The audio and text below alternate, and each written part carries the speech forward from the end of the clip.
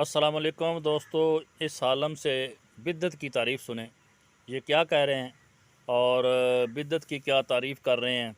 پھر اس کے بعد آپ کو ہم سنائیں گے انجینئر محمد علی مرزا کی زبان سے، وہ بھی اس پہ تفصیل سے بتاتے ہیں، جو بھی وہ مسئلہ بتاتے ہیں تفصیل سے اور کتاب سنت کے حوالے سے بتاتے ہیں۔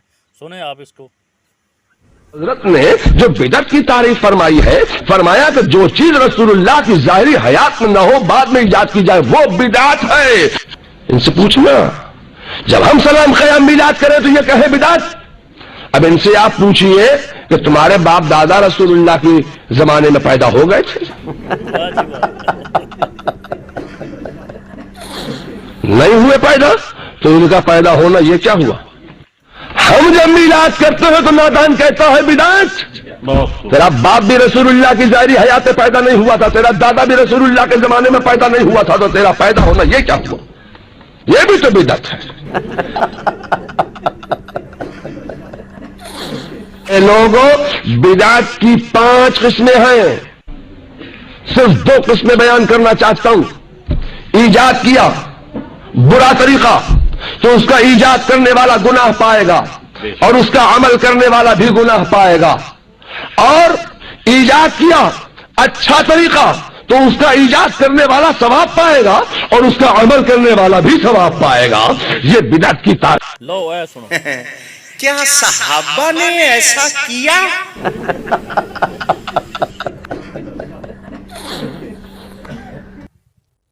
بریانی کی صحابی نے کھائی تھی۔ اپنی بریانی ثابت کرو بخاری سے، پراٹھے قورمے ثابت کرو، پیزے ثابت کرو۔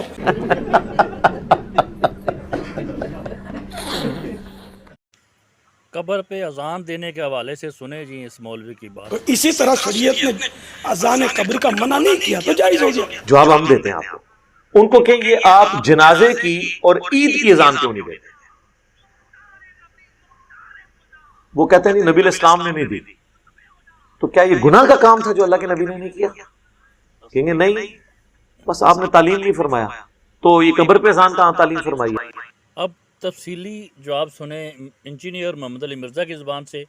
یہ حوالے قرآن کے اور حدیث کے ساتھ بتاتا ہے، یہ اسٹوریاں نہیں بتاتا یا کسی کو گالیاں دینی یا یہ اس کا وتیرہ نہیں ہے۔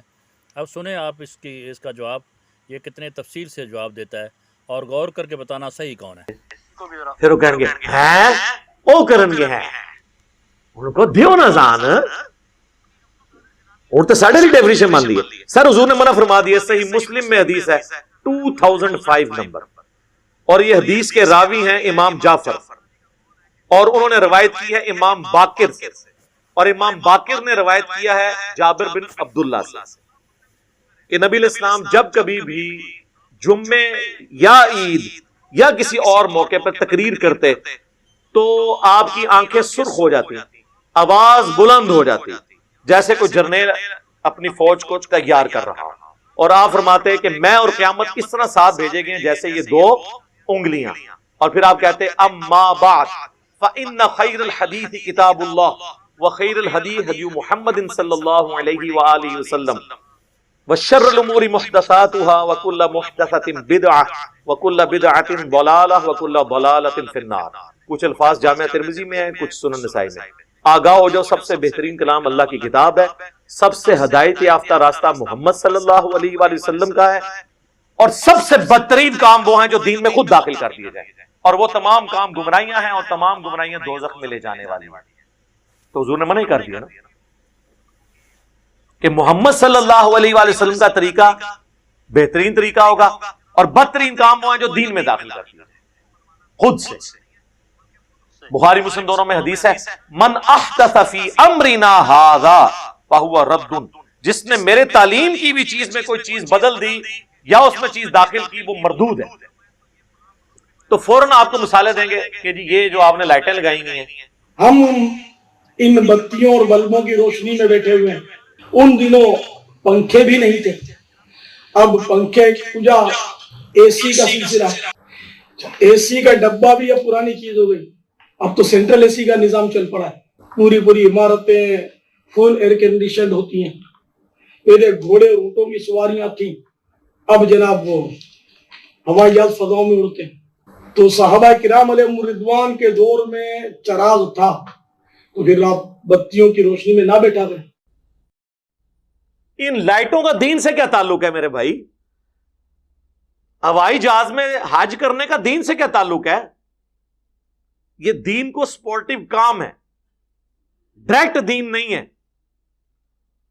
डायरेक्ट दीन उस वक्त होंगे जब आप कहेंगे जो हवाई जहाज पे जाएगा उसका हज होगा, जो नहीं जाएगा उसका नहीं होगा। आप बेशक गधे पे जाएं, आप बेशक पैदल जाएं, ये दीन को स्पोर्टिव चीज है। तो हुजूर ने इन चीजों से तो मना नहीं करना था ना। वो तो कुरान में आया कि अपने घोड़े तैयार रखो, सूरत अनफाल में आया कि अपने घोड़े तैयार रखो जंग के लिए। तो आज के दौर में जब आप ये बात करेंगे तो इससे मुराद ये होगा कि आपने लेटेस्ट असला तैयार रखना है, ये तो नहीं घोड़े तैयार रखना।